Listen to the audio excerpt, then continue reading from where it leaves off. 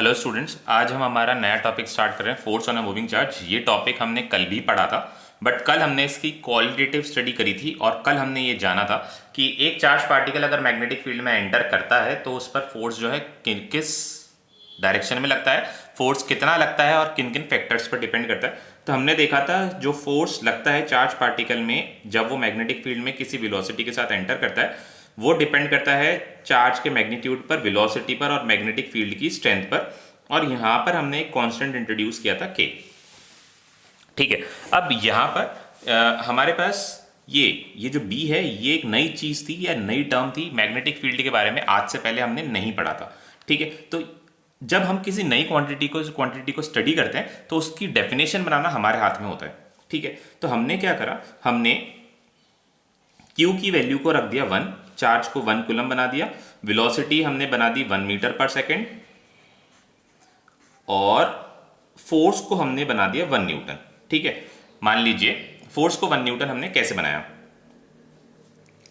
Force की 1 Newton, जैसे force को 1 न्यूटन बनाने के लिए हमने क्या करा, हमने चार्ज और वेलोसिटी को तो हमने कांस्टेंट कर दिया यूनिटी पर, और मैग्नेटिक फील्ड की वैल्यू को हम कम या ज्यादा करते गए।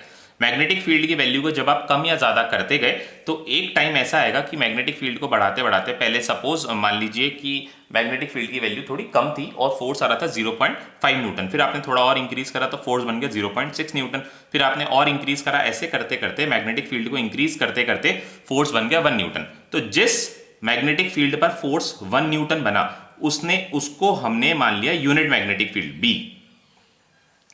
उसको हमने क्या मान लिया, unit magnetic field, this is 1 unit of magnetic field. क्योंकि ये अभी तक हमने नहीं पढ़ा था, इसलिए हमने यहां से मैग्नेटिक फील्ड की डेफिनेशन बना दी कि मैग्नेटिक फील्ड 1 यूनिट कब होगा। मैग्नेटिक फील्ड 1 यूनिट तब होगा जब 1 यूनिट का चार्ज 1 मीटर पर सेकेंड से घूमने वाला, 1 मीटर पर सेकेंड से एंटर करने वाला चार्ज जो है 1 न्यूटन का फोर्स एक्सपीरियंस करेगा। उस टाइम जो मैग्नेटिक फील्ड हमारे पास होगी वो कितनी होगी, 1। और यहां पर रह गया के। तो इक्वेशन को दोनों तरफ एडजस्ट करने के लिए हमने के को क्या बना दिया, के को हमने 1 बना दिया। के इज यूनिटी, तो फोर्स कितना आ गया, एफ इज इक्वल्स टू आ गया क्यू वी बी। यहां से अगर मैग्नेटिक फील्ड की डेफिनेशन बनाएंगे तो मैग्नेटिक फील्ड क्या होता है, मैग्नेटिक फील्ड हो जाएगा force per unit charge moving with unit velocity. ठीक है, तो जैसे मान लीजिए 1 कूलम का चार्ज है, 1 मीटर पर सेकंड से वो मूव कर रहा है। अब मान लीजिए वो 5 न्यूटन का फोर्स एक्सपीरियंस कर रहा है। अगर वो 5 न्यूटन का फोर्स एक्सपीरियंस कर रहा है तो इसका मतलब है उस जगह मैग्नेटिक फील्ड कितनी है, उस जगह मैग्नेटिक फील्ड भी 5 है, क्योंकि हमने फोर्स की डेफिनेशन, हमने मैग्नेटिक फील्ड की डेफिनेशन ये बनाई है। मैग्नेटिक फील्ड की डेफिनेशन में हमने बताया कि जो फोर्स एक यूनिट चार्ज यूनिट वेलोसिटी से मूव करने वाला एक्सपीरियंस करेगा, मान लीजिए 1 कूलम का चार्ज 1 मीटर पर सेकंड से मूव कर रहा है, अब वो जो फोर्स एक्सपीरियंस करेगा वही मैग्नेटिक फील्ड की स्ट्रेंथ होगी। तो अगर मैग्नेटिक फील्ड 5 न्यूटन का फोर्स एक्सपीरियंस कर रहा है तो उस जगह पर मैग्नेटिक फील्ड कितनी हो गई, मैग्नेटिक फील्ड भी कितनी हो जाएगी, 5 यूनिट्स हो जाएगी। ठीक है, और मैग्नेटिक फील्ड की ऐसा यूनिट हमने क्या बनाई थी, मैग्नेटिक फील्ड की ऐसा यूनिट हमने बनाई थी टेस्ला। ये हम कल की क्लास में कर चुके हैं। आज हम उस स्टडी को कंटिन्यू करते हुए और बाकी फैक्टर्स के बारे में थोड़ी सी और स्टडी कर लेंगे। बाकी फैक्टर्स को थोड़ा सा और डिटेल में पढ़ लेते हैं कि मैग्नेटिक फील्ड अगर चार्ज पार्टिकल अगर मैग्नेटिक फील्ड में एंटर करता है तो कितना रेडियस वो बनाता है, और एक सर्कल को पूरा करने में उसको टाइम कितना लगता है, और थोड़ी बहुत और चीज़ें एक एक करके हम स्टार्ट करते हैं। सबसे पहले हम पढ़ेंगे रेडियस। तो ये हमारे पास एक यूनिफॉर्म मैग्नेटिक फील्ड है। इस यूनिफॉर्म मैग्नेटिक फील्ड में चार्ज पार्टिकल इस डायरेक्शन में एंटर करता है। आपको मैग्नेटिक फील्ड की डायरेक्शन में क्या दिखा रहे हैं, हम क्रॉस दिखा रहे हैं। तो क्रॉस का क्या मतलब होता है, कल मैंने बताया था, क्रॉस का मतलब होता है एरो का टेल। एरो का टेल मतलब एरो आपसे दूर जा रहा है। आपको एरो कहाँ दिख रहा है, कॉपी के ऊपर दिख रहा है, तो मतलब एरो कहाँ जा रहा है, एरो कॉपी के अंदर जा रहा है। ठीक है, क्योंकि आपको एरो का टेल नजर आ रहा है। तो मैग्नेटिक फील्ड का है into the plane, magnetic field into the plane है। ये वेलोसिटी की डायरेक्शन होगी। अगर ये वेलोसिटी की डायरेक्शन होगी तो फ्लेमिंग लेफ्ट हैंड रूल लगाइए। फ्लेमिंग लेफ्ट हैंड रूल लगाकर बताइए फोर्स कौन सी डायरेक्शन में लगाएगा। अगर ये नेगेटिव जेड डायरेक्शन में, वेलोसिटी पॉजिटिव जेड डायरेक्शन में, तो फोर्स एक्सपीरियंस करेगा टुवर्ड्स नेगेटिव एक्स एक्सिस, और ये कुछ ऐसे चला जाएगा। फिर वापस से फोर्स की डायरेक्शन बदलेगी और बदलते बदलते बदलते हर इंस्टेंट पर फोर्स की डायरेक्शन चेंज होगी और ये एक सर्कुलर पाथ को ट्रेस करेगा। और इस पाथ को ट्रेस करने के बाद जब ऑब्वियसली इसने सर्कुलर पाथ बनाया है तो इस सर्कुलर पाथ का कुछ ना कुछ रेडियस जरूर होगा। तो इस रेडियस का एक्सप्रेशन हम देखते हैं कि ये रेडियस जो है किन किन फैक्टर्स पर डिपेंड करता है। तो ये थोड़ी सी ऑब्वियस सी बात है कि अगर सर्कुलर पाथ में घूम रहा है तो सेंट्रीपिटल फोर्स जरूर होगा। तो ये सेंट्रीपिटल फोर्स जो आया है, सेंट्रीपिटल फोर्स Fc, ये किसकी वजह से आया? ये मैग्नेटिक फील्ड की वजह से है। तो हम क्या करते हैं, सेंट्रीपिटल फोर्स को मैग्नेटिक फोर्स के इक्वल रख देते हैं। सेंट्रीपिटल फोर्स होता है mv² r। This is the expression for centripetal force. और मैग्नेटिक फोर्स के बारे में हमने पढ़ा है qvb, q into velocity into magnetic field. ठीक है, यहां से हम r का एक्सप्रेशन निकालते हैं। r इज इक्वल्स टू कितना आ जाएगा? r इज इक्वल्स टू आ जाएगा v से v कैंसिल हो जाएगा और r इज इक्वल्स टू आ जाएगा mv अपॉन qb।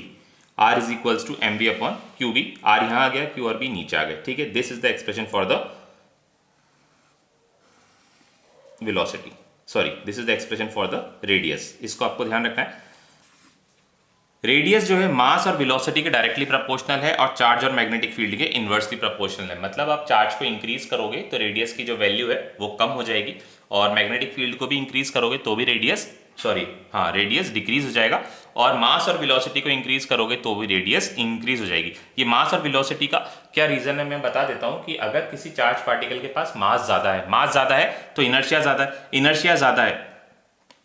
तो जैसे ये चार्ज पार्टिकल जा रहा है, इस पर लगा फोर्स नेगेटिव एक्स डायरेक्शन में, तो ये जो गोला बनाएगा या फिर ये जो सर्कल बनाएगा वो ऐसे जो एक्स डायरेक्शन में जाएगा, ये धीरे धीरे एक्स डायरेक्शन की तरफ मुड़ेगा, क्योंकि इसके पास क्या है? इनर्शिया। तो ये अपने इनर्शिया ऑफ डायरेक्शन को कंटिन्यू रखना चाहेगा और धीरे धीरे एक्स की तरफ मुड़ेगा। बट अगर इसका मास अगर इसका कम होता तो ये एक्स डायरेक्शन की तरफ ऐसे जल्दी मुड़ जाता। अगर ये ऐसे एक्स डायरेक्शन की तरफ जल्दी मुड़ जाता तो एक तो आप ऊपर वाला कर्व देखिए और एक आप नीचे वाला कर्व देखिए। नीचे वाले कर्व में जहां पर मास कम है तो वहां पर रेडियस ऑटोमेटिकली छोटा हो गया, और जहां पर ऊपर वाले कर्व में मास ज्यादा था वहां पर इनर्शिया ज्यादा था, इसलिए वहां पर रेडियस की वैल्यू ज्यादा हुई। वेलोसिटी के लिए मैं आपको बताता हूं। वेलोसिटी के लिए जैसे आपको कोई बाइक आप राइड कर रहे हो और बाइक में आपकी स्पीड ज़्यादा है और आपको एक सर्कल के चारों तरफ घूमना है, आपको एक सर्कल या फिर आपको बाइक से एक सर्कल बनाना है। तो अगर आपकी वेलोसिटी ज़्यादा है तो ऑटोमेटिकली जो सर्कल आप बनाओगे वो बहुत बड़ा सर्कल होगा। तो इसीलिए हम क्या करते हैं, जब हमें इंस्टेंट टर्न्स लेने होते हैं या फिर इंस्टेंटली हमें बाइक को मोड़नी होती है तो हम अपनी वेलोसिटी को कम कर लेते हैं, ताकि हम एक बहुत कम रेडियस में, बहुत कम जगह में हम अपनी बाइक को मोड़ सके। बट जितनी ज्यादा वेलोसिटी होगी उतना ज्यादा हमें कर्व बनाना पड़ेगा। तो ये वेलोसिटी और मास का फैक्टर है जिसकी वजह से रेडियस जो है बड़ा बनता है। ठीक है, अब वेलोसिटी की वैल्यू अगर हम यहां से कैलकुलेट करते हैं तो वेलोसिटी यहां से कितना आ जाएगा? वेलोसिटी आ जाएगा यहां से वेलोसिटी आ जाएगा QBr/m। ये वेलोसिटी का एक्सप्रेशन आ गया। क्या आ गया? QBr/m। अब मेरे को निकालना है इस चार्ज पार्टिकल का टाइम पीरियड। मतलब कोई भी चार्ज पार्टिकल अगर किसी वेलोसिटी से मैग्नेटिक फील्ड में एंटर करता है तो उसको एक सर्कल बनाने में कितना टाइम लगेगा।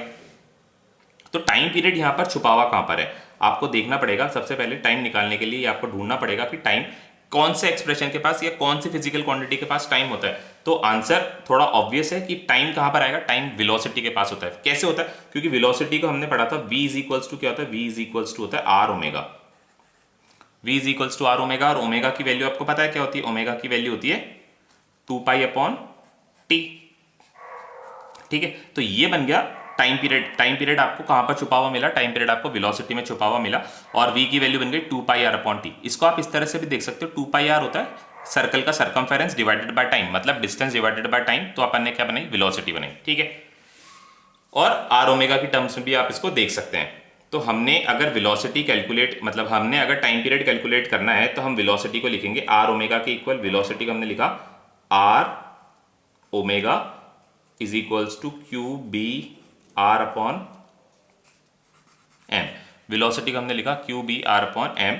r से r को कैंसिल करते हैं और ओमेगा को अपन बनाते हैं 2π/t। ओमेगा की वैल्यू हमने बना दी 2π/t। तो ओमेगा की वैल्यू 2π/t बनाने से ये क्या रह गया? r से r तो कैंसिल हो गया, जिसको इस तरह से हमने कैंसिल कर दिया, तो यहां पर रह गया QB/m।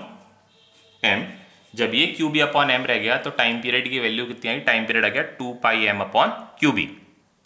तो टाइम पीरियड का एक्सप्रेशन निकल कर आया, time period is equals to 2πm/QB। ठीक है, तो यहां पर हमारे पास एक बहुत इंपॉर्टेंट रिजल्ट आया। इंपॉर्टेंट रिजल्ट ये आया कि जो गौर करने वाली बात है कि टाइम पीरियड जो है वेलोसिटी और रेडियस पर डिपेंड ही नहीं कर रहा। टाइम पीरियड वेलोसिटी और रेडियस का इंडिपेंडेंट है। इसका मतलब ये है कि आप एक चार्ज पार्टिकल को कितनी भी वेलोसिटी दे दो, आप एक चार्ज पार्टिकल को कितनी भी वेलोसिटी दे दो, सपोज हमारे पास एक अल्फा पार्टिकल है, अब आप उसको 10 मीटर पर सेकंड से मैग्नेटिक फील्ड में एंटर कराओ या फिर 1000 मीटर पर सेकंड से मैग्नेटिक फील्ड में एंटर कराओ, उसका जो सर्कल बनाने का टाइम है, सर्कल बनाने का जो टाइम है वो सेम रहेगा, क्योंकि टाइम पीरियड ना तो वेलोसिटी पर डिपेंड कर रहा है और ना ही वो रेडियस पर डिपेंड कर रहा है। तो इसका क्या रीजन है कि अगर मान लो कि इसके पास वेलोसिटी 10 मीटर्स पर सेकंड है, 10 मीटर पर सेकंड है, तो वो एक छोटा सर्कल बनाएगा, छोटा सर्कल बनाएगा तो 2 पाई आर, यानी जो डिस्टेंस कवर्ड है, डिस्टेंस कवर्ड छोटा हो जाएगा, डिस्टेंस कवर्ड छोटा हो जाएगा तो वेलोसिटी में कोई इफेक्ट नहीं पड़ेगा। सॉरी, डिस्टेंस कवर छोटा हो जाएगा, वेलोसिटी हमने कितनी रखी थी, कम रखी थी। तो टाइम पीरियड क्या होता है, टाइम पीरियड होता है 2 पाई एम अपॉन क्यू बी। तो अगर वेलोसिटी को हमने बढ़ा दिया, वेलोसिटी को बढ़ाने से डिस्टेंस हमने कम कर दिया, तो टाइम क्या रह गया, टाइम सेम रह गया। यहां पर देखिए, अगर ये 1000 मीटर पर सेकंड की स्पीड से एंटर कर रहा है, ये 100 मीटर पर सेकंड की स्पीड से एंटर कर रहा है, मान लीजिए 100 मीटर से कर रहा है, 100 मीटर पर सेकंड से कर रहा है, तो इसने क्या करा, इसने एक बड़ा सर्कल बनाया, बड़ा सर्कल बना के इसने क्या करा, डिस्टेंस बढ़ा दिया, डिस्टेंस को बढ़ा दिया, डिस्टेंस बढ़ा दिया और वेलोसिटी इसकी इंक्रीज है और डिस्टेंस भी इसने बढ़ा दिया, और जो टाइम लग रहा है इसका टाइम, ये जो 2 पाई आर है, 2 पाई आर की वैल्यू जो है वो इंक्रीज हो गई, 2 पाई आर की वैल्यू इंक्रीज हो गई, मतलब डिस्टेंस इंक्रीज हो गई। टाइम पीरियड क्या होता है, टाइम पीरियड होता है डिस्टेंस अपॉन वेलोसिटी। अगर वेलोसिटी इंक्रीज हुई है तो डिस्टेंस भी हमने उसी रेशियो में इंक्रीज कर दिया, डिस्टेंस और वेलोसिटी दोनों इंक्रीज करे तो टाइम पीरियड क्या रह गया, टाइम पीरियड सेम रह गया। तो मतलब अगर 10 मीटर पर सेकंड की स्पीड से अगर एंटर कर रहा है, फॉर सपोज उसको यहाँ पर 1 सेकंड लग रहा है, तो 1000 मीटर पर 100 मीटर की पर सेकंड की स्पीड से एंटर करेगा तो भी उसको 1 सेकंड ही लगेगा, क्योंकि इस केस में वो एक बड़ा सर्कल बनाएगा, ठीक है। और अगर 1000 मीटर पर सेकंड की स्पीड से एंटर करेगा तो भी उसको टाइम 1 सेकंड लगेगा, तो वो और बड़ा सर्कल बनाएगा, ठीक है। तो चाहे वेलोसिटी कितनी भी हो, टाइम पीरियड जो है, टाइम पीरियड क्या है, कांस्टेंट है और वेलोसिटी और रेडियस पर डिपेंड नहीं करता है। तो यहां से हम फ्रीक्वेंसी भी निकाल सकते हैं, फ्रीक्वेंसी जो कि होता है इनवर्स ऑफ टाइम पीरियड। तो फ्रीक्वेंसी का एक्सप्रेशन हमने निकाला क्यू बी अपॉन 2 पाई एम। तो ये एक्सप्रेशंस आपको ध्यान रखने हैं, क्योंकि ये सारी चीजें हम काम में लेने वाले हैं हमारे एक इंस्ट्रूमेंट पर, एक डिवाइस पर, जिसकी स्टडी हम इसके बाद करेंगे, साइक्लोट्रॉन। मैंने इसका जिक्र आपके सामने कल भी किया था और कल मैंने आपको ये बताया था कि साइक्लोट्रॉन हम पढ़ेंगे। साइक्लोट्रॉन पढ़ने से पहले मैं आपको ये थोड़ा सा क्वांटिटेटिव स्टडी मैं इसकी आपको बताना चाहता था, इसलिए मैंने आपको यहाँ पर बताया है। और साइक्लोट्रॉन का प्रिंसिपल, जो बेसिक प्रिंसिपल है वो यही है कि जो चार्ज पार्टिकल का जो टाइम पीरियड है,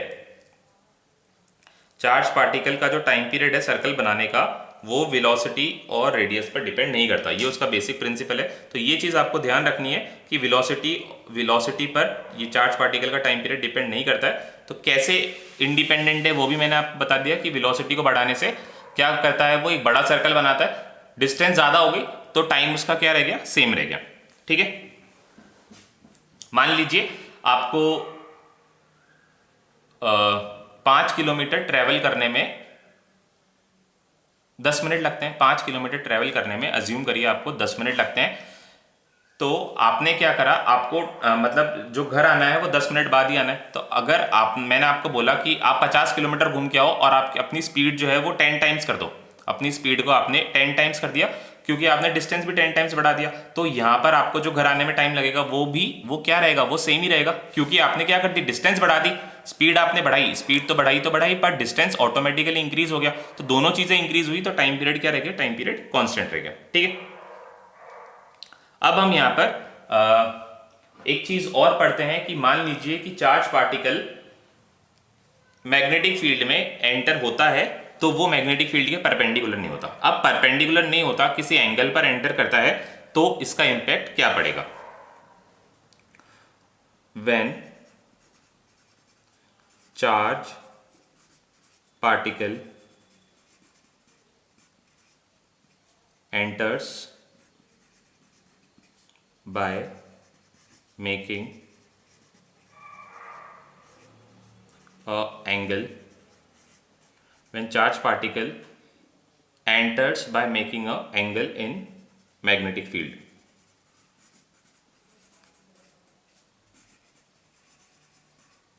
making an angle in a magnetic field, मतलब अब परपेंडिकुलर नहीं है, अब जो चार्ज पार्टिकल का वेलोसिटी वेक्टर है वो मैग्नेटिक फील्ड के परपेंडिकुलर नहीं है, किसी एंगल से एंटर कर रहा है। तो इसको कैसे डिनोट करते हैं? इसको डिनोट करने के लिए अब हमें magnetic field into the plane या आउट ऑफ द प्लेन नहीं रख सकते, क्योंकि उसमें मैं आपको एंगल शो नहीं कर पाऊंगा। तो इसलिए मैं मैग्नेटिक फील्ड को अलॉन्ग एक्स या अलॉन्ग वाई डायरेक्शन रखता हूँ। अलॉन्ग एक्स रखते हैं, थोड़ा सा कन्वीनियंट हो जाएगा।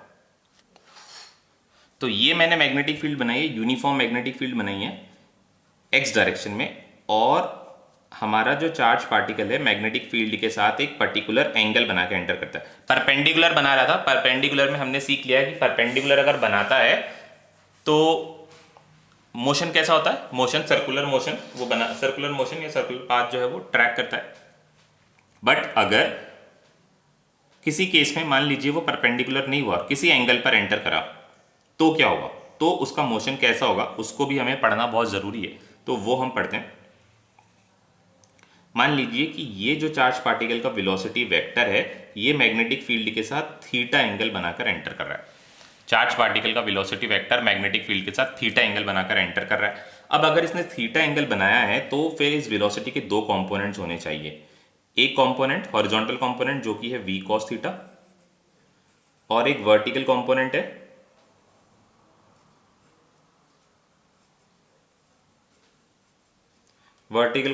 v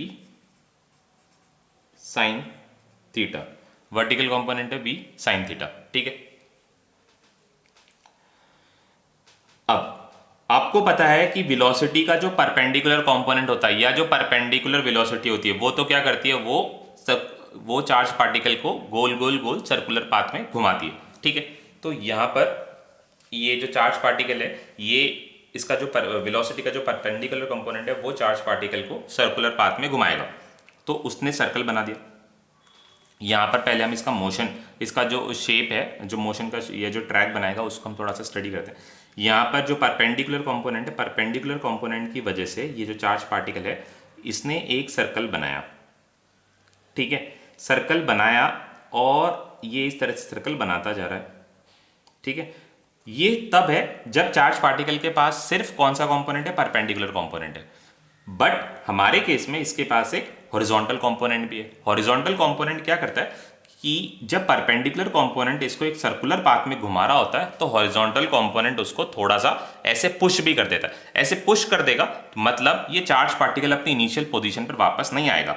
इनिशियल पोजीशन पर वापस नहीं आएगा तो क्या करेगा, ये गया तो ऐसे सर्कल बनाने था बट ये अपनी पोजीशन पर वापस नहीं आया और ये थोड़ा पहले यहां से घूम गया वापस, क्योंकि हॉरिजॉन्टल कंपोनेंट ने क्या कर रहा है, हॉरिजॉन्टल कंपोनेंट ने इस चार्ज पार्टिकल को थोड़ा सा आगे खिसका दिया।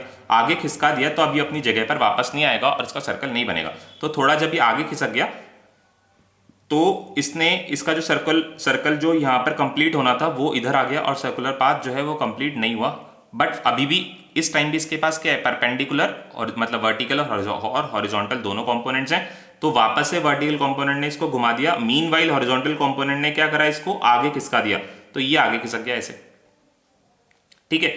और जो सर्कल इसको यहां पर कंप्लीट करना था वो सर्कल जो है यहां पर कंप्लीट हुआ और वापस से वर्टिकल कंपोनेंट ने इसको ऐसे घुमा दिया। तो इस तरह से ये इसको घुमाता चला जाएगा। तो हमारे पास जो शेप सामने आ रही है, ये जो शेप नजर आ रही है ये कैसी है, ये स्प्रिंग के जैसी है। स्प्रिंग की शेप को आप लोग क्या बोलते हो, स्प्रिंग की शेप जो होती है वो हेलिकल शेप होती है, हेलिक्स। तो इसका कंक्लूजन ये है कि charge particle will trace a helical path. Charge particle will trace a helical path। Charge particle एक हेलिकल पाथ ट्रेस करेगा। हेलिकल पाथ ट्रेस करेगा तो हम इसको इस तरह से बना देते हैं, ये गया चार्ज पार्टिकल और अपनी जगह पर वापस नहीं आया क्योंकि हॉरिजॉन्टल कंपोनेंट ने उसको आगे खिसका दिया और लगातार हॉरिजॉन्टल कंपोनेंट आगे खिसकाता जा रहा है। वर्टिकल कंपोनेंट इसको गोल घुमाने की कोशिश कर रहा है और हॉरिजॉन्टल कंपोनेंट इसको आगे खिसकाता जा रहा है। तो ये जो हेलिक्स के बीच के हेलिकल पाथ होता है और ये जो दोनों ये और ये जो डिस्टेंसेस हैं इसके, ये जो दोनों डिस्टेंसेज हैं, ये मतलब ये वाला डिस्टेंस और ये वाला, सॉरी ये वाला पॉइंट और ये वाला पॉइंट, इन दोनों पॉइंट्स के बीच में जो डिस्टेंस है उसको अपन बोलते हैं पिच। मतलब एक सर्कुलर पाथ जब उसने कंप्लीट किया, एक सर्कुलर पाथ जब उसने कंप्लीट किया, तो मीन वाइल वो कितना अपनी जगह से डिस्प्लेस हो गया, हॉरिजॉन्टल डिस्प्लेसमेंट को अपन क्या बोलते हैं, पिच। डी से मैंने उसको यहां पर डिनोट किया, ठीक है, डी से मैंने उसको यहाँ पर डिनोट किया है। तो यहाँ पर हम पिच भी देख लेते हैं और इसका रेडियस भी देख लेते हैं, कितना रेडियस से बना रहा है और कितना इसका हॉरिजॉन्टल डिस्प्लेसमेंट हो रहा है। सबका एक्सप्रेशन हम एक एक करके देखते हैं, ठीक है। तो पहले हम देखते हैं रेडियस का एक्सप्रेशन क्या है। रेडियस के बारे में हमने पढ़ा था, रेडियस क्या होता है, m v upon q b. तो सर्कल में घुमाने वाला वेलोसिटी का कौन सा कंपोनेंट है, सर्कल में घुमाने वाला यहाँ पर वेलोसिटी का वर्टिकल कंपोनेंट है। तो हम यहां पर वेलोसिटी v ना लेकर क्या लेंगे, v साइन थीटा। तो रेडियस हो गया m v sine theta upon q b. तो यहां पर रेडियस जो डिपेंड कर रहा है वो इस फैक्टर पर भी डिपेंड कर रहा है कि जो वेलोसिटी या जो चार्ज पार्टिकल है उसने मैग्नेटिक फील्ड के साथ कितना एंगल बना रखा है एंटर करते टाइम। जितना ज्यादा एंगल होता जाएगा रेडियस की वैल्यू उतनी ज्यादा बढ़ती जाएगी। मतलब 30 डिग्री होगा तो फैक्टर यहाँ पर लग जाएगा 30, साइन 30 की वैल्यू होती है 1/2, तो यहाँ पर m v upon q b divided by 2 हो जाएगा। धीरे धीरे बढ़ाते जाएंगे और 90 पर क्या हो जाएगा, रेडियस की वैल्यू मैक्सिमम हो जाएगी, ठीक है। मतलब अगर चार्ज पार्टिकल 90 डिग्री पर एंटर करता है तो जो सर्कल बनाएगा उसकी रेडियस क्या होगी, उसकी रेडियस सबसे मैक्सिमम होगी। सेम यहाँ पर हम टाइम पीरियड का एक्सप्रेशन भी निकाल सकते हैं। टाइम पीरियड जो है वो डिपेंड नहीं करता है, किस पर डिपेंड नहीं करता है, वो वेलोसिटी पर डिपेंड नहीं करता है। तो टाइम पीरियड तो इस केस में भी सेम ही रहेगा, क्या रहेगा, 2πm अपॉन क्यू बी, क्योंकि वो वेलोसिटी पर डिपेंड नहीं कर रहा है, ठीक है। अब आते हैं पिच पर। पिच क्या है, पिच है ये डिस्टेंस, मतलब एक सर्कल को कंप्लीट कर, मतलब जैसे एक चार्ज पार्टिकल का जो वर्टिकल कंपोनेंट है वेलोसिटी का, वो इसको जब सर्कुलर पाथ में घुमा रहा है तो हॉरिजॉन्टल कंपोनेंट वेलोसिटी का उसको आगे खिसका रहा है, उसका डिस्प्लेसमेंट करवा रहा है। तो वो जो डिस्प्लेसमेंट हुआ एक सर्कुलर पाथ के मीन वाइल, उस डिस्प्लेसमेंट का अपन ने बोला पिच। तो पिच क्या हो जाएगा, डी की वैल्यू हो जाएगी, ये जो वर्टिकल हॉरिजॉन्टल डिस्प्लेसमेंट हुआ, डिस्प्लेसमेंट डी यानी डिस्टेंस क्या होता है, वेलोसिटी इनटू टाइम। तो वेलोसिटी कितनी है हमारी, वेलोसिटी है v cos theta into time. Time का एक्सप्रेशन क्या है, टाइम का एक्सप्रेशन हमारे पास है 2πm अपॉन क्यू बी।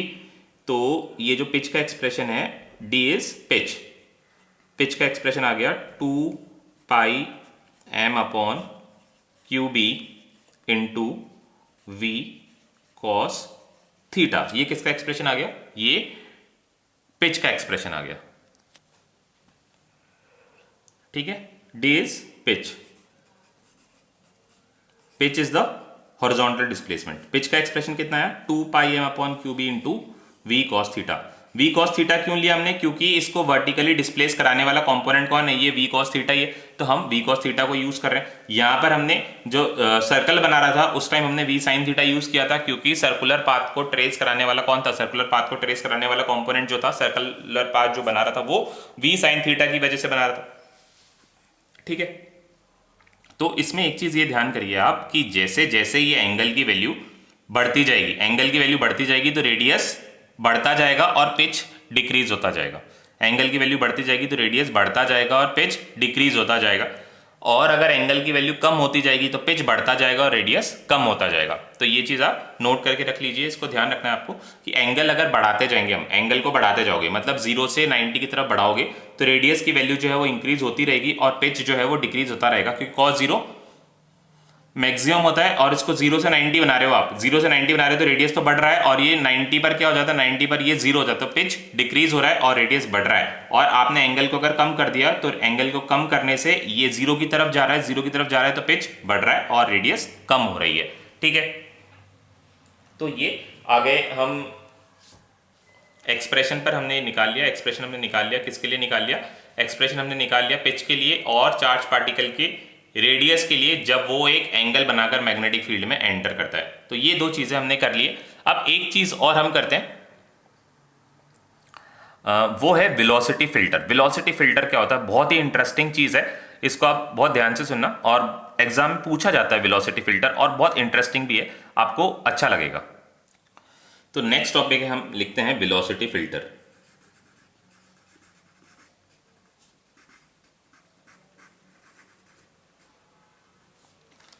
क्या होता है ये वेलोसिटी फिल्टर? तो वेलोसिटी फिल्टर को जानने से पहले मैं आपको इसकी एप्लीकेशन बता देता हूँ। मान लीजिए ये एक रेडियो एक्टिव मटीरियल है हमारे पास। रेडियो एक्टिव मटीरियल में आप जानते हैं कि इसके अंदर से डिके होता रहता है, इसके अंदर डिके होता रहता है, और रेडियो एक्टिव एलिमेंट्स जो हैं वो लगातार इसके अंदर से बाहर आते जा रहे हैं। Radio active elements alpha particle ऐसे बाहर आ गया, और इनके पास बहुत हाई वेलोसिटी होती है, बहुत ज़्यादा हाई वेलोसिटी होती है इनके पास। अल्फा पार्टिकल, बीटा पार्टिकल, ये लगातार इसके अंदर से निकलते जा रहे हैं, लगातार कंटिन्यूअसली इसके अंदर से निकल रहे हैं। मान लीजिए ये अल्फा पार्टिकल है, सारे अल्फा पार्टिकल है। कुछ अल्फा पार्टिकल्स के पास वेलोसिटी बहुत ज़्यादा है, मान लीजिए 600 मीटर्स पर सेकेंड। कुछ अल्फा पार्टिकल्स हैं उनके पास वेलोसिटी थोड़ी कम है, 100 मीटर्स पर सेकेंड। कुछ है जिनके पास थोड़ी सी और कम वेलोसिटी है, मान लीजिए 400 मीटर्स पर सेकेंड। अब हम चाहते हैं कि हमें सिर्फ 600 मीटर पर सेकेंड वाले अल्फा पार्टिकल मिल जाए, और 400 वाले और 100 वाले हमें नहीं चाहिए, या फिर हम ये बीच वाला लेते हैं, ना तो मैक्सिमम ना मिनिमम, बीच वाला चार्ज पार्टिकल हमें, बीच वाली वेलोसिटी हम कंसिडर करते हैं। मतलब हमें अब वो पार्टिकल्स चाहिए जिनकी वेलोसिटी है 400 मीटर्स पर सेकेंड, और हमें ये पार्टिकल्स नहीं चाहिए जिनकी वेलोसिटी 600 और 100 मीटर पर सेकेंड हो। बट ये जो रेडियो एक्टिव मटीरियल है ये तो सारे ही निकालेगा, और सबके पास इतनी हाई वेलोसिटी है, तो इसमें से हम ये वाले चार्ज पार्टिकल्स कैसे छाटेंगे, कैसे अलग करेंगे जिनकी वेलोसिटी 400 मीटर्स पर सेकेंड होगी। ऐसे चार्ज पार्टिकल्स को किस तरह से हम अलग करेंगे? तो ऐसे पार्टिकल्स को छाटने के लिए जिनकी वेलोसिटी 400 मीटर्स पर सेकेंड हो, उसको छाटने के लिए हमने एक डिवाइस बनाई, वो है वेलोसिटी फिल्टर। वेलोसिटी फिल्टर क्या करता है? एक पर्टिकुलर वेलोसिटी के पार्टिकल्स को छाट कर अलग से निकाल लेता है। ठीक है, तो ये मान लीजिए ये हमारा रेडियो एक्टिव सैंपल है, रेडियो एक्टिव सैंपल है ये, और ये कंटिन्यूअसली यहां से चार्ज पार्टिकल्स एमिट करता जा रहा है, चार्ज पार्टिकल्स एमिट करता जा रहा है। और यहां पर हमने बना दी एक इलेक्ट्रिक फील्ड। इलेक्ट्रिक फील्ड बनाने के लिए क्या करते हैं हम? इलेक्ट्रिक फील्ड बनाने के लिए हम चार्ज प्लेट्स हमने लगा दी। चार्ज प्लेट्स, एक के पास बहुत हाई पोटेंशियल है और एक के पास लो पोटेंशियल है, तो पॉजिटिव और ये नेगेटिव। ठीक है, तो इलेक्ट्रिक फील्ड की डायरेक्शन क्या होगी? इलेक्ट्रिकल फील्ड की डायरेक्शन होगी पॉजिटिव टू नेगेटिव, तो वर्टिकली डाउनवर्ड्स, मतलब नेगेटिव वाई डायरेक्शन में ये इलेक्ट्रिक फील्ड की डायरेक्शन है। ये हमारा रेडियो एक्टिव सैंपल है जिसको हमने एक चैम्बर में रखा हुआ है। इस तरह का हमने एक चैम्बर बनाया है, इस चैम्बर में हमने रेडियो एक्टिव मटीरियल रखा हुआ है। This is radio active material.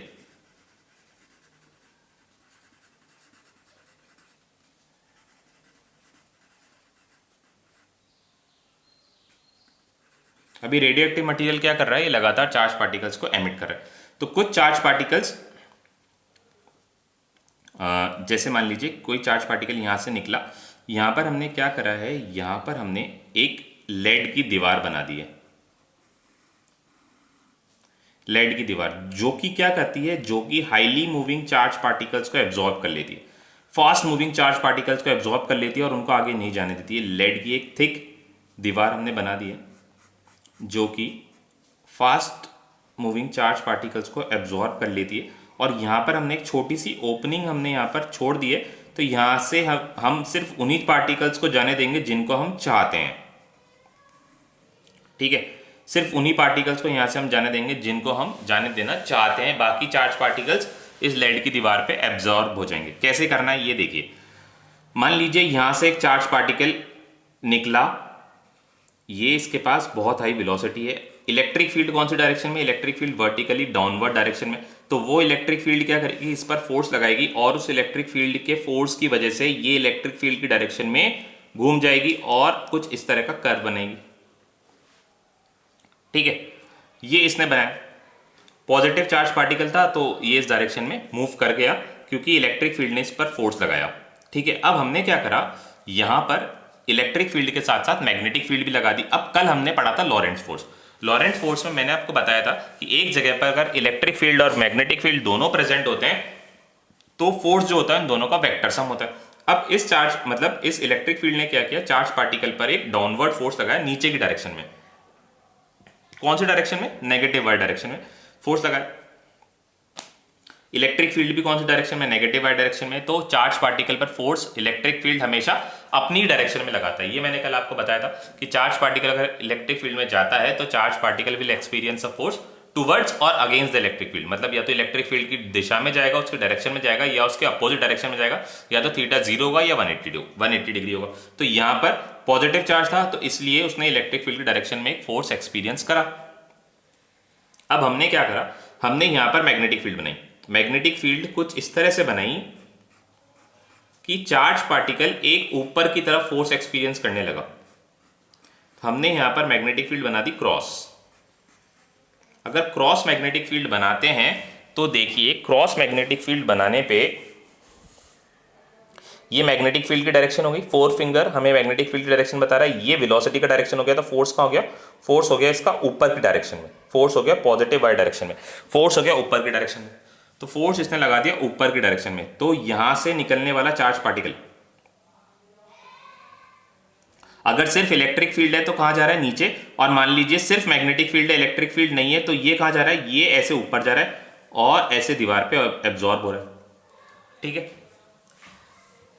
अब किसी केस में ये दोनों, इन दोनों की वजह से, इलेक्ट्रिक और मैग्नेटिक फील्ड की वजह से लगने वाले फोर्स अगर बराबर हो गए, अगर इलेक्ट्रिक फील्ड, सिर्फ इलेक्ट्रिक फील्ड है तो फोर्स लग रहा है नीचे, और सिर्फ मैग्नेटिक फील्ड है तो फोर्स लग रहा है ऊपर। अब दोनों है और हमने क्या करा, हमने मैग्नेटिक फील्ड की वैल्यू को चेंज करते गए और हमने उसको इस तरह से चेंज कर दिया कि दोनों की वजह से जो फोर्स लग रहा है वो बराबर हो गए। मतलब मान लीजिए कि अगर ये इलेक्ट्रिक फील्ड जो है नीचे की डायरेक्शन में, नेगेटिव वाई डायरेक्शन में 5 न्यूटन लगा रहा है, तो मैग्नेटिक फील्ड को की वैल्यू को बदलते बदलते हमने ऐसे कर दिया कि ये magnetic field plus y direction में 5 न्यूटन लगा रहा है, मतलब फोर्सेस हो गए इक्वल एंड अपोजिट। अब चार्ज पार्टिकल क्या करेगा, चार्ज पार्टिकल अब कोई भी फोर्स एक्सपीरियंस नहीं करेगा, क्योंकि इस पर लगने वाला जो नेट फोर्स हो गया वो 0 हो गया।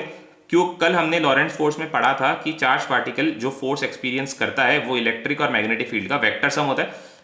तो इलेक्ट्रिक फील्ड ने लगाया -5 न्यूटन, मतलब माइनस वाई डायरेक्शन में, और मैग्नेटिक फील्ड ने लगाया प्लस वाई डायरेक्शन में। तो ये चार्ज पार्टिकल इस आउटलेट से, इस होल से सीधा निकल गया और इसने कोई भी फोर्स एक्सपीरियंस नहीं करा। तो ये इलेक्ट्रिक फील्ड और मैग्नेटिक फील्ड जब बराबर हो जाएंगे, मतलब जब दोनों की वजह से फोर्स बराबर हो जाएगा, तो देखते हैं हम क्या होता है। QE force due to electric field, FE मतलब force due to electric field, और FB force due to magnetic field लिख देते हैं। इलेक्ट्रिक फील्ड की वजह से फोर्स कितना लगता है, QE, और मैग्नेटिक फील्ड की वजह से QVB।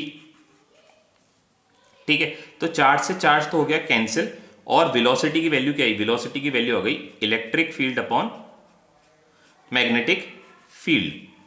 अब मान लीजिए कि हमें वो वेलोसिटी चाहिए, हमने कितना चूज किया था, हमने 400 मीटर्स पर सेकंड किया था, 400 मीटर्स पर सेकंड किया था हमने। तो हमें क्या करना है, हमें E और B का रेशियो इस तरह से एडजस्ट करना है कि ये आ जाए 400। आंसर इसका कितना आ जाए, इसका आंसर आ जाए 400। मान लीजिए अगर इलेक्ट्रिक फील्ड जो है वो 400 न्यूटन पर कूलम्ब है, तो मैग्नेटिक फील्ड को हमें कितना सेट करना पड़ेगा, मैग्नेटिक फील्ड को हमें 1 टेस्ला सेट करना पड़ेगा। जब आपने इसको 1 टेस्ला सेट कर दिया, ये 400 न्यूटन पर कूलम्ब और ये 1 टेस्ला, जब आपने इसको 1 टेस्ला सेट कर दिया, तो उस केस में क्या हो जाएगा, ऊपर की तरफ लगने वाला फोर्स और नीचे की तरफ लगने वाला फोर्स क्या हो जाएंगे, बराबर हो जाएंगे। तो चार्ज पार्टिकल पर नेट फोर्स 0 होगा, और नेट फोर्स 0 होगा तो वो इस होल में से सीधा सीधा निकल जाएगा बिना कोई फोर्स एक्सपीरियंस करे। ठीक है। अब आपके पास एक सिचुएशन आ जाती है। सिचुएशन क्या आ जाती है, सिचुएशन ये आ जाती है कि एक चार्ज पार्टिकल सीधा जा रहा है और आपसे एग्जाम में पूछा जा रहा है कि बताओ कि यहां पर इलेक्ट्रिक फील्ड, मैग्नेटिक फील्ड दोनों प्रेजेंट है, या सिर्फ इलेक्ट्रिक फील्ड प्रेजेंट है, या फिर मैग्नेटिक फील्ड प्रेजेंट है, या अकेले, या फिर मान लीजिए यहां पर कोई भी फील्ड प्रेजेंट नहीं है। कोई भी फील्ड अगर प्रेजेंट नहीं होगी तो भी नेट फोर्स क्या होगा, तो भी नेट फोर्स 0 होगा। दोनों प्रेजेंट होगी तो भी नेट फोर्स 0 होगा। तो अभी तक आपने इतना तो पढ़ लिया है कि आप बी और सी ऑप्शन को कैंसिल कर दोगे। सिर्फ इलेक्ट्रिक और सिर्फ मैग्नेटिक फील्ड तो यहां पर नहीं है। यहां पर 2 ऑप्शंस में आप अटक सकते हो, एक ये कि या तो कोई भी फील्ड नहीं है या दोनों फील्ड है, तो दोनों में से कौन सा ऑप्शन आप चूज करोगे। तो आप क्या करोगे, आप वेलोसिटी को इंक्रीज करके देख लोगे, क्योंकि यहां पर हमने वेलोसिटी किस तरह सेट करी है, वेलोसिटी हमने सेट करी है कि E और B का जो रेशियो है वो v के इक्वल आ जाए। ठीक है, अगर वेलोसिटी को आपने चेंज कर दिया, वेलोसिटी को चेंज करने से क्या बदल जाएगा, वेलोसिटी को चेंज करने से मैग्नेटिक फील्ड बदल जाएगी, और मैग्नेटिक फील्ड बदल जाएगी तो फोर्स क्या हो जाएगा, फोर्स अनइक्वल हो जाएगा। अगर वेलोसिटी के बदलने के बाद भी ये चार्ज पार्टिकल इसके अंदर से बाहर आ रहा है तो इसका मतलब क्या है, इसका मतलब ये है कि यहां पर ना तो मैग्नेटिक फील्ड है ना इलेक्ट्रिक फील्ड है। और अगर वेलोसिटी को बदलने के बाद ये चार्ज पार्टिकल यहां से बाहर नहीं आता तो यहां पर आप मान लीजिए कि यहां पर दोनों फील्ड प्रेजेंट है, और उस पॉइंट पर जब चार्ज पार्टिकल यहां से बाहर आ रहा था उस केस में क्या हो रहा था, ई और बी का रेशियो हमारा जो था, ई और बी इक्वल हो रहे थे, इसलिए चार्ज पार्टिकल यहां से बाहर आ रहा था। जैसे हमने वेलोसिटी को बढ़ा दिया तो मैग्नेटिक फील्ड की वैल्यू चेंज हो गई, मैग्नेटिक फील्ड डोमिनेटिंग हो गया तो वो चार्ज पार्टिकल को ऊपर की तरफ ले गया, ऊपर की तरफ ले गया तो वो यहां पर कहीं पर अटक गया, यहां से बाहर नहीं आ पाया। ठीक है, तो ये एक बहुत ही इंटरेस्टिंग रिजल्ट है। तो ये वेलोसिटी फिल्टर आपको ध्यान रखना है कि वेलोसिटी को हम इस तरह से एडजस्ट करते हैं कि वेलोसिटी का रेशियो होता है ई अपॉन बी के इक्वल, और जो भी आपको वेलोसिटी चाहिए होती है, जो भी आपको डिजायर्ड वेलोसिटी होती है, ई और बी का रेशियो आपको उसके बराबर चाहिए बनाना पड़ता है। हमारे केस में हमारी डिजायर्ड वेलोसिटी थी 400 मीटर्स पर सेकेंड, तो हमने क्या करा, ई और बी के रेशियो को 400 बना दिया, तो यहां से 400 वेलोसिटी वाला जो चार्ज पार्टिकल है वो बाहर आ गया। वापस से देख लीजिए कि चार्ज पार्टिकल यहां पर है, अगर इलेक्ट्रिक फील्ड डोमिनेटिंग होती तो कहां जाता, नीचे, मैग्नेटिक फील्ड होती सिर्फ अकेली तो ये कहां ले जाता, चार्ज पार्टिकल को ऊपर। अब दोनों प्रेजेंट है, दोनों प्रेजेंट है तो चार्ज पार्टिकल क्या करेगा, दोनों प्रेजेंट है तो हमने मैग्नेटिक फील्ड को बदल के इस तरह से कर दिया कि इस पर लगने वाला नेट फोर्स क्या हो गया, जीरो हो गया। मतलब इलेक्ट्रिक फील्ड और मैग्नेटिक फील्ड के फोर्स को हमने बराबर कर दिया, जितना फोर्स ऊपर लग रहा था उतना ही फोर्स नीचे लग रहा है, तो बीच का नेट फोर्स क्या हो गया, वो नेट फोर्स जो हो गया जीरो हो गया। तो इस तरह से हमने ये एक्सप्रेशन कैलकुलेट करा और वेलोसिटी फिल्टर डिजाइन करा। ये बहुत काम में आता है, ये काम में तब आएगा जब आपको चाहिए होंगे एक बहुत हाई स्पीड मूव करने वाले चार्ज पार्टिकल्स, और वो भी एक पर्टिकुलर वेलोसिटी के, क्योंकि आपको पता है कि इससे ज्यादा वेलोसिटी बढ़ाई तो भी हमारा डिवाइस नहीं चलेगा, और इससे कम वेलोसिटी हुई तो भी हमारा डिवाइस नहीं चलेगा। तो ऐसा ही एक डिवाइस है साइक्लोट्रॉन, जो कि हम पढ़ेंगे। तो साइक्लोट्रॉन अगर बनाना है तो उसके लिए हमें चाहिए बहुत फास्ट मूविंग चार्ज पार्टिकल्स और हमारी डिजायर्ड वेलोसिटी के। तो डिजायर्ड वेलोसिटी के चाहिए तो हमें ये चाहिए एक वेलोसिटी फिल्टर, जिससे हम अपनी डिजायर्ड वेलोसिटी के चार्ज पार्टिकल्स को फिल्टर करके बाहर निकाल सके। ठीक है, तो इसलिए हम साइक्लोट्रॉन पढ़ने से पहले मैंने आपको ये पढ़ा दिया, और साइक्लोट्रॉन पढ़ने से पहले मैंने आपको टाइम पीरियड और फ्रीक्वेंसी भी चार्ज पार्टिकल की पढ़ा दी, जब वो एक सर्कुलर पाथ बना रहा होता है। तो आज हमने क्या क्या सीखा, आज हमने ये सीखा कि कोई भी चार्ज पार्टिकल अगर मैग्नेटिक फील्ड में एंटर करता है किसी वेलोसिटी से, तो वो एक सर्कुलर पाथ बनाएगा। सर्कुलर पाथ का रेडियस होता है mv अपॉन क्यूबी, उसका टाइम पीरियड होता है 2 पाई m अपॉन क्यूबी। यहां पर जो नोट करने की बात यह है कि टाइम पीरियड वेलोसिटी और रेडियस के इंडिपेंडेंट होता है, मतलब वेलोसिटी कितनी भी हो जाए टाइम पीरियड फिक्स रहता है। मतलब अगर अल्फा पार्टिकल है, अब उसको आप 1000 मीटर पर सेकंड की वेलोसिटी दो, या 10 मीटर पर सेकंड की वेलोसिटी दो, या 1 मीटर पर सेकंड की वेलोसिटी दो, जो उसका सर्कुलर पाथ, सर्कल कंप्लीट करने का टाइम होगा, वो हर केस में क्या रहेगा, सेम रहेगा। कैसे सेम रहेगा, क्योंकि वो जैसे जैसे वेलोसिटी बढ़ा देंगे रेडियस भी बढ़ती जाएगी, रेडियस बढ़ती जाएगी, तो वो एक लार्जर ट्रैक को कंप्लीट करके वापस आएगा, तो टाइम ज्यादा लगेगा, और वेलोसिटी ज्यादा थी तो इसलिए वहां पर हमने टाइम इस तरह से इंक्रीज कर दिया।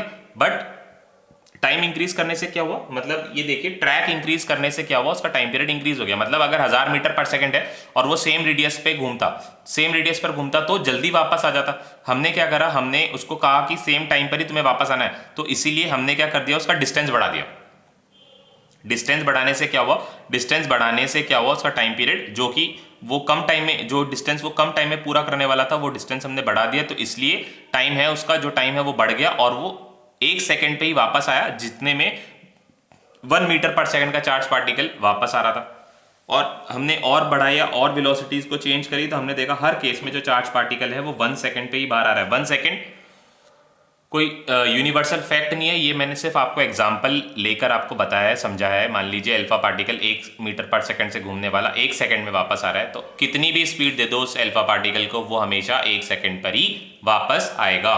तो time period and frequency are independent of velocity and radius. ये रिजल्ट हम यूज करेंगे साइक्लोट्रॉन में, जो कि नेक्स्ट क्लास में हम पढ़ेंगे। ठीक है, और उसके बाद हमने पढ़ा कि चार्ज पार्टिकल अब परपेंडिकुलर एंटर ना करके किसी एंगल पर अगर मैग्नेटिक फील्ड में एंटर करता है तो क्या होता है, तो हमने देखा कि वो एक हेलिकल पाथ ट्रेवल करता है और उसकी वजह से हेलिकल पाथ ट्रेवल करेगा और वेलोसिटी के दो कंपोनेंट्स होंगे। जो वर्टिकल कंपोनेंट होगा वो उसको सर्कल में घुमाएगा और जब तक वो वर्टिकल कंपोनेंट उसको सर्कल में घुमा रहा होगा हॉरिजॉन्टल कंपोनेंट उसको आगे खिसका देगा। तो इस तरह से जो शेप है उसकी हेलिक्स बन जाएगी, हेलिक्स बन जाएगी, ठीक है। और हेलिक्स बन जाएगी तो हेलिक्स का पिच हमने कैलकुलेट करा। पिच क्या होता है, हॉरिजॉन्टल डिस्प्लेसमेंट, तो उस केस में हमने हॉरिजॉन्टल वेलोसिटी यूज करी। और जब हम रेडियस कैलकुलेट कर रहे थे, रेडियस में सर्कुलर पाथ में घुमाने वाला कौन था, वर्टिकल कंपोनेंट, तो हमने उस टाइम वर्टिकल वेलोसिटी कंपोनेंट करी, सॉरी वर्टिकल कंपोनेंट वेलोसिटी का यूज करा। फिर उसके बाद हमने बनाया वेलोसिटी फिल्टर, वेलोसिटी को छांट कर निकालने वाला, एक पर्टिकुलर वेलोसिटी को छांट कर उन चार्ज पार्टिकल्स को निकालने वाला फिल्टर। ये देखा हमने कैसे काम करता है। इस केस में हमने इलेक्ट्रिक फील्ड और मैग्नेटिक फील्ड से लगने वाले फोर्सेस को इक्वल कर दिया और वेलोसिटी का जो रेशियो है वो E/B के इक्वल आ गया, ठीक है। तो आज हम इतना ही कर रहे हैं, नेक्स्ट क्लास में हम करेंगे साइक्लोट्रॉन।